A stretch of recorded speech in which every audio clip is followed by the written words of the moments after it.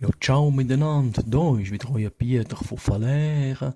Ja, dann ist goldige Hochzeit gsi, oder? Und dann ist der Bürgermeister ist dann zu dem Pärli gegangen und hat gratuliert recht herzlich. Das ist schon eine rechte Leistung und so. Und sie sagen ja im ganzen Dorf bekannt, dass es nie streiten und so. Ja, wie denn das so gehen sage, dass sie sich so gut verstechen.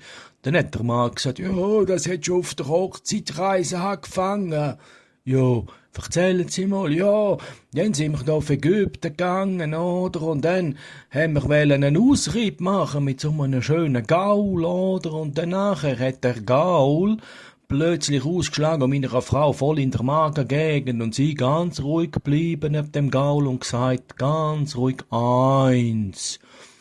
Ja, dann sind wir ausgeritten und der hat nicht wollen gehen, der Gaul vor Frau. Der hat sich geweigert und blöd gemacht und dann die Frau ganz leislich gesagt, zwei. Und dann sind wir dann endlich losgeritten und der ist so wild gsi der Gaul, der meine Frau abgerührt, oder? Dann sagt sie, drei, nimmt die Pistole und erschießt den Gaul. Und ich bin völlig entsetzt gsi und gesagt, das kannst du doch nicht machen, das arme Tier einfach umbringen, das hätte ich doch nie gemacht. Dann sagt meine Frau zu mir, eins.